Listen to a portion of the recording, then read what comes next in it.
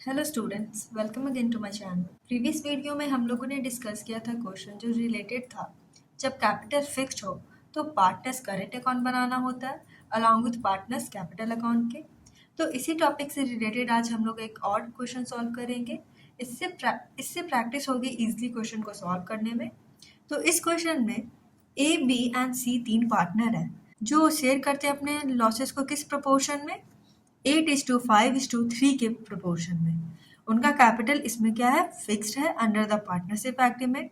उनका balance sheet on 31 मार्च 2019 में कुछ इस टाइप से था, जहां उनके पास लाइबिलिटी साइड में कैपिटल ए ने कितना इंट्रोड्यूस किया 5000, बी ने 2000, सी ने 1000 और क्रेडिटर्स कितने हैं इसके 2953। बैंक लोन इनके पास एक है कितने का 5500 का। एसेट साइड्स में हम लोग देख ले तो यहाँ पे करंट अकाउंट का बैलेंस दिया हुआ है, वो भी डेबिट बैलेंस उनका दिया हुआ है। ए का कितना दिया हुआ है 2195, बी का 1733 और सी का 1520 रुपीज। मशीनरी कितने का है 1050 रुपीज का। स्टॉक है उनके पास डेटर से और कैश है। It was decided to dissolve the partnership. C was adjudicated insolvent and could contribute nothing toward his deficiency in the firm. C क्या है, इंसॉल्वेंट है और कुछ भी वो नहीं कंट्रीब्यूट कर पा रहा है अपने डिफिशियंसी के थ्रू फर्म में। तो फर्म का जो एसेट था उसे बेचा गया कितने में, मशीनरी है उसे 600 में, स्टॉक को कितने में रियलाइज किया गया 5230 रुपीज में और यहाँ पे डेटर्स को कितने में रियलाइज किया गया है 3555 रुपीज में। अब हमें क्या करना होगा, इस फर्म के बुक्स ऑफ अकाउंट को बनाना होगा, उसे क्लोज करना होगा according to the decision of Garner versus Murray rule. किसके अकॉर्डिंग हमें बनाना होगा, ये तो हमें पता है कि गार्नर वर्सेस मुर्रे रूल के अनुसार बनाना होगा। और उसमें क्या क्या होता है और क्या क्या चीज़ें डिसीजन से रिलेटेड और कितने तरह के हमें यहाँ पे कैपिटल अकाउंट बनाना होगा। सबसे पहले तो एक कैपिटल अकाउंट, एक तरह का करंट अकाउंट, फिर एक रियलाइजेशन एंड कैश अकाउंट। तो सबसे पहले हम लोग देखते हैं रियलाइजेशन अकाउंट कैसे फॉर्म करना है। तो इस क्वेश्चन में रियलाइजेशन अकाउंट में है, सबसे पहले तो हम जो भी एसेट्स होंगे उसे क्या करेंगे, उसके बुक वैल्यू में रियलाइजेशन अकाउंट में पोस्ट करेंगे डेबिट साइड में। तो मशीनरी आ जाएंगे, स्टॉक आ जाएंगे, डेटर्स आ जाएंगे। उसके बाद क्रेडिटर्स को हम लोग करेंगे उसके बुक वैल्यू में क्रेडिट साइड में रियलाइजेशन के। तो क्या है, बाय क्रेडिटर है और एक क्या है, बाय बैंक लोन है। तो अगर हम क्रेडिटर्स को सबसे पहले क्या करना होगा, सभी लाइबिलिटीज को पे ऑफ करना होगा। तो बाय थ्रू कैश हम लोग उसे पे ऑफ कर देंगे। तो आ जाएगा टू कैश अकाउंट। क्रेडिटर्स को कितना पे करना है 2953, बैंक लोन 5500 का। ठीक है, तो इसे हम लोग कैश अकाउंट से किसी क्रेडिटर्स को और बैंक लोन को पे कर देते हैं। उसके बाद क्वेश्चन के एडजस्टमेंट में दिया गया था कि कैश के हमें रिसीव होता है, एसेट्स को बेच के, मशीनरी को बेच के कितना रिसीव हुआ, रियलाइज हुआ यहाँ पे कितना 600, स्टॉक में 5230, डेटर्स में 3555। यहाँ पे हम लोग देख सकते हैं कि हमारा डेबिट साइड क्या है, ज़्यादा है और क्रेडिट कम है। कितने से कम है 1296 से। ये हमारा क्या है, लॉस ऑन रियलाइजेशन है, जिसे शेयर करेंगे सभी पार्टनर्स किस रेशियो में 8:5:3 के रेशियो में क्या करेंगे, डिस्ट्रीब्यूट कर लेंगे किसे 1296 को। तो ए को कितना जाएगा 648, बी को 405, सी को जाएगा 243 रुपीज। ठीक है, यहाँ पे क्या है, कैपिटल है जो फिक्स है। तो हम लोग क्या करेंगे, यहाँ जब कैपिटल फिक्स होता है तो हमें एक करंट अकाउंट बनाना होता है और एक कैपिटल अकाउंट बनाना होता है। तो यहाँ पे सी का हम लोगों ने करंट अकाउंट सबसे पहले बना लेते हैं। सी यहाँ पे क्या है, एक इंसॉल्वेंट पार्टनर है और वो कुछ भी कंट्रीब्यूट नहीं कर पा रहा है अपने स्टेट से डिफिशियंसी को लेके। तो सी का करंट अकाउंट हम लोग फॉर्म करें तो हम लोग क्वेश्चन में देख सकते हैं कि यहाँ पे सभी पार्टनर्स का डेबिट बैलेंस दिया गया है। तो सी का कितना है 1520 रुपीज। तो इसे हम लोग पोस्ट कर देते हैं डेबिट साइड में क्योंकि उसका डेबिट बैलेंस है। टू बैलेंस बीडी यहाँ पे आ जाएगा 1520। उसके बाद जो करंट अकाउंट होता है उसी में हमें सब कुछ क्या क्या ट्रांसफर करना होता है, रिजर्व फंड हो गया तो, लॉस एंड रियलाइजेशन अगर प्रेजेंट है तो, अगर कोई प्रॉफिट एंड लॉस अकाउंट है तो यहाँ पे एक लॉस है, लॉस बियर करना होगा इंसॉल्वेंट पार्टनर को भी रियलाइजेशन का। गार्नर वर्सेस मुर्रे रूल में यही था सबसे पहला डिसीजन कि जो सॉल्वेंट या तो इंसॉल्वेंट पार्टनर जो भी हो उनको रियलाइजेशन का जो फर्म का लॉस है वो बियर करना होगा। तो टू रियलाइजेशन अकाउंट यहाँ पे क्या है, लॉस, कितने का लॉस उसे बियर करना था, किस रेशियो में 8:5:3 के रेशियो में। तो सी को रिसीव करना है कितना 243 रुपीज़ बियर करना है। तो उसे भी यहाँ हम लोग क्या कर देंगे डेबिट कर देंगे, राइट। और इसमें करंट अकाउंट को से रिलेटेड कुछ नहीं है। उसके बाद अगर हम लोग देखें तो सी का करंट अकाउंट में जाता है कितना 1520, अगर उसमें प्लस करें 2043, यहाँ 243 सॉरी, तो इधर का टोटल कितना बनता है 1763, और ये उसका बैलेंसिंग फिगर बनता है। ये जो बैलेंसिंग फिगर है उसे कहाँ हम लोग अब करेंगे ट्रांसफर, सी के कैपिटल अकाउंट में। तो अगर हम लोग सी के कैपिटल अकाउंट में करें तो कितना चला जाएगा इस साइड 1763 रुपीज़। अब यहाँ पे देखते हैं कि सी तो एक इंसॉल्वेंट पार्टनर है, वो कुछ भी कंट्रीब्यूट नहीं कर पाया है। तो यहाँ पे हम लोग देख सकते हैं कि एक तो उसके पास रियलाइजेशन लॉस उसे बियर करना है, ऊपर से उसका करंट अकाउंट में कितना डेबिट बैलेंस है, कितने का 1520 रुपीज़ का। मतलब उसका टोटल जो डिफिशियंसी बनता है वो कितने का बनता है 1763 रुपीज़ का, क्योंकि वो कुछ भी कंट्रीब्यूट नहीं कर पाता है उसके। तो ये जो अब डिफिशियंसी है उसे कौन बियर करेंगे, जो दोनों पार्टनर हैं वो करेंगे।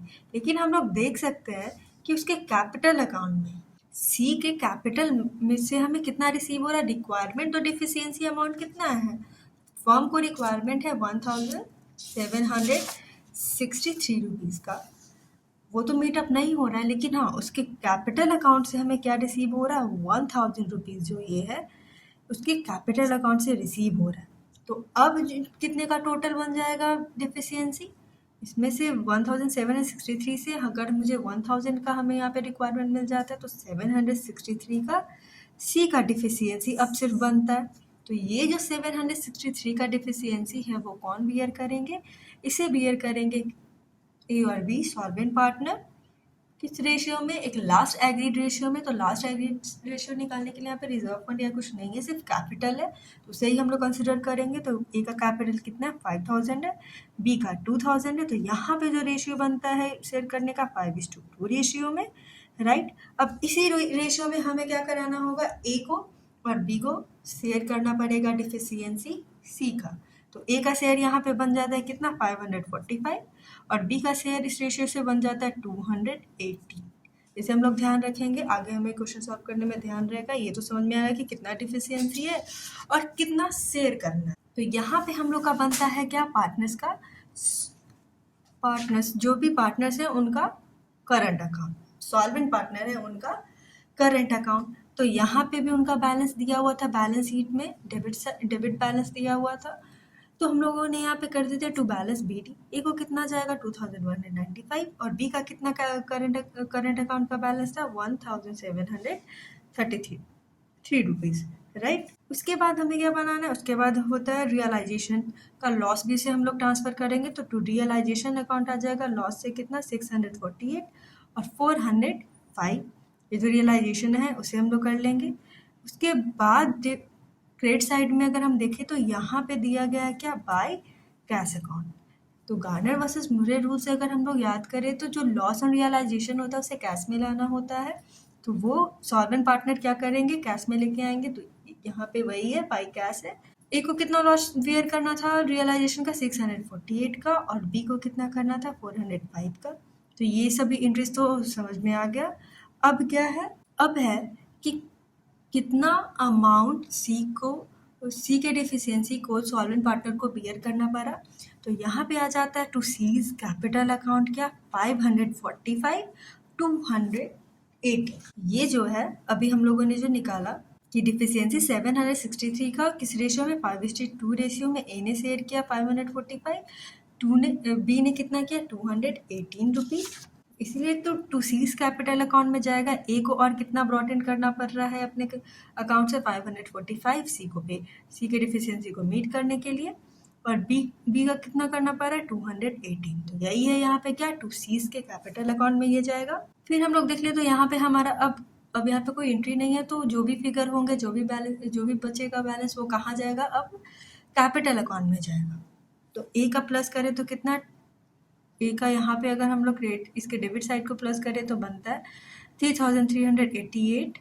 उसमें से अगर हम लोग डिडक्ट करें कितना 648 रुपीज़, तो ये जो बैलेंस है वो कहाँ जाएगा, ए के कैपिटल अकाउंट में। डेबिट साइड में इनका बी का कितना बनता है 2356 रुपीज़। उसमें से अगर आप डिडक्ट करो, यहाँ क्रेडिट साइड कम है इसका 405, तो ये जो बैलेंस है वो कहाँ जाएगा, बी के कैपिटल अकाउंट में। कितना जाएगा 1951 रुपीज़, राइट। तो हमने सी का तो करंट अकाउंट बना दिया है। अब यहाँ से हमारा सी का जो इंसॉल्वेंट पार्टनर है उसका कैपिटल अकाउंट फॉर्म कर लेते हैं। आई होप आपको सॉल्वेंट पार्टनर्स का करंट अकाउंट समझ में आ गया, जिसमें क्या करना था, जो बैलेंस है करंट अकाउंट का डेबिट बैलेंस वो हमने किया, जो रियलाइजेशन अकाउंट का लॉस होगा उसको हम लोगों ने यहाँ पे मेंशन किया। उसके बाद जो लॉस एंड रियलाइजेशन है जिसको कैश में लाना था, तो कैश में अगर उसे लाना है अपनी सॉल्वेंसी को प्रूव करने के लिए, तो यहाँ पे क्रेडिट साइड में क्या आ जाएगा, बाई कैश अकाउंट से। जैसे हम लोग पहले से भी क्वेश्चन में इस चीज़ को सॉल्व करते हैं, उसी तरीके से इसमें भी करना है। 648 रुपीज़ लॉस एंड जो रियलाइजेशन उसे कैश में वो ब्रॉट इन करेंगे। फिर टू सीज कैपिटल अकाउंट क्या है, उसके डेफिशिएंसी को मीट करने के लिए ए एंड बी को कितना अमाउंट लाना पड़ा, 545 ए को और बी को 218, राइट। बाकी जो बैलेंस बचा है उसे कहाँ ट्रांसफर करेंगे, उन जो सॉल्वेंट पार्टनर्स है उसके कैपिटल अकाउंट में, राइट। तो इनसॉल्वेंट पार्टनर का तो हम लोगों ने सी का करंट अकाउंट फॉर्म कर लिया था। अब हमें क्या यहाँ पे बना लेते हैं, सी का कैपिटल अकाउंट भी।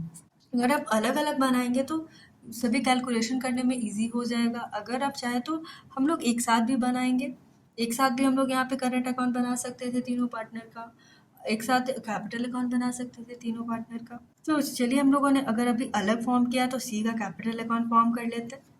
तो सबसे पहले यहाँ पे हम लोग देख सकते हैं, जब सी का करंट अकाउंट फॉर्म कर रहे थे तो बाय सीज कैपिटल अकाउंट कितना बैलेंस उसके कैपिटल अकाउंट में जा रहा है, 1763 रुपीज़ का। तो यहाँ पे वही आ जाएगा, to C's current account 1763 rupees, इसे ट्रांसफ़र कर लेंगे सी के करेंट अकाउंट से।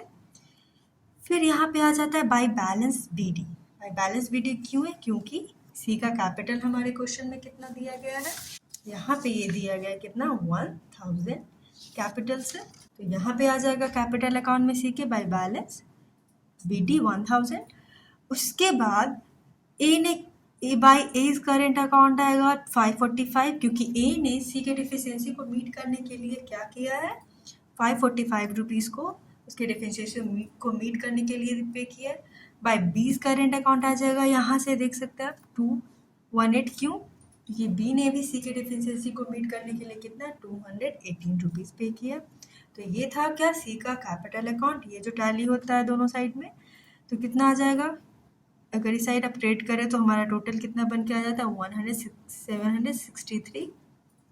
उसके बाद लास्टली अब बचा है क्या, करेंट अकाउंट तो बन गया सॉल्वेंट पार्टनर का। अब कैपिटल अकाउंट बन जाएगा। तो कैपिटल अकाउंट बहुत ही इजी है, बाय बैलेंस बी डी हम लोग कर लेंगे। बैलेंस शीट से जो भी कैपिटल अकाउंट का उनका बैलेंस है, तो ए का कितना है 5000 है और बी का कितना है 2000 है, राइट। फिर पार्टनर्स के करेंट अकाउंट से देख लेंगे कि जो बैलेंस है वो उसे ट्रांसफर करवा लेंगे। तो यहाँ पे उनका बैलेंस कितना दिया गया था 2740, तो यहाँ पे वही आ जाएगा टू कैश अकाउंट में, to partner sorry current account में 2740 डेबिट साइड में आ जाएगा।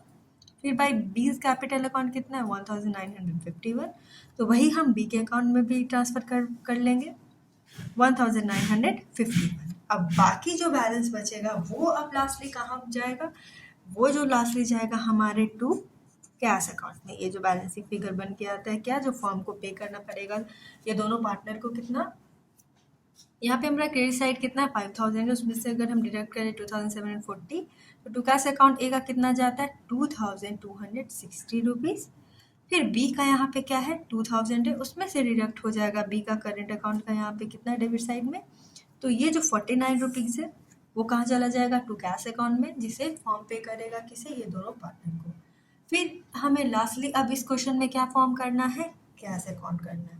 तो देख लेते हैं कैश अकाउंट बनाना भी बिल्कुल ईजी है, हम लोग इतने टाइम से बना रहे हैं। तो कैश अकाउंट में सबसे पहले आ जाएगा क्या, टू बैलेंस बी डी कर देंगे डेबिट साइड में। यहाँ पे आप देख सकते हैं टू बैलेंस बी डी हो जाएगा 3024, बैलेंस शीट में दिया गया है। यहाँ पे लिखा गया है to realisation account, asset realise हुआ और हमें कैश रिसीव हुआ, तो उसे हम लोग कैश अकाउंट में डेबिट करते हैं एसेट रियलाइज से। कितना का हुआ था पूरा 9385 रुपीज़ का। यहाँ पे है to A's current account, rupees current account. ये अमाउंट है क्या 648 जो पार्टनर्स ने लॉस ऑन रियलाइजेशन में का इन कैश लेके आए थे वो लोग, तो यहाँ पे कैश अकाउंट में वो डेबिट हो जाएगा। फिर उसके बाद बाई एज कैपिटल अकाउंट कितना है 2260 क्योंकि इतना अमाउंट फर्म को पे करना है ए को। बाई बीस कैपिटल अकाउंट है कितना 49 जो हम लोगों ने अभी कैश अकाउंट में बैलेंसिंग फिगर निकाला है पार्टनर्स के कैपिटल अकाउंट को बना के। तो बाई बीस कैपिटल अकाउंट कितना हो जाएगा 49 रुपीज़। फिर उसके बाद है यहाँ पे जो लास्ट है बाय रियलाइजेशन अकाउंट है। ये रियलाइजेशन अकाउंट क्यों है? बाय रियलाइजेशन अकाउंट है क्रेडिटर्स प्लस बैंक लोन, क्योंकि कैश से ही इन दोनों को क्या किया गया है पेड ऑफ किया गया है, किसे? क्रेडिटर्स को और बैंक लोन को। कितना 8453 रुपीज़, राइट। तो यहाँ पे अब इस साइड अगर सभी को प्लस करें तो इसका बैलेंस बनता है क्रेडिट साइड में 10,762 और डेबिट साइड में बनता है 10,762। ठीक है, तो ये था हमारा क्या कैश। आई होप आपको ये क्वेश्चन समझने में इजी हो गया होगा। जो प्रीवियस क्वेश्चन था वो भी फिक्स कैपिटल से रिलेटेड था और ये क्वेश्चन है वो भी फिक्स कैपिटल से रिलेटेड है जिसमें हमें करंट अकाउंट और कैपिटल अकाउंट बनाना है। बहुत ही इजी सा है। पहले करंट अकाउंट बनाएंगे, सभी के बैलेंस को हम लोगों को कहाँ डालना है कैपिटल अकाउंट में लाना है। फिर जो बैलेंस बचता है कैश इन का वो क्या होगा, या तो पार्टनर्स कैश को ब्रॉट इन करेंगे या तो फर्म को उन्हें कैश और पे करना होगा, right? So thank you for watching the video and please stay tuned to the channel also. Thank you and please like, share and subscribe the channel also.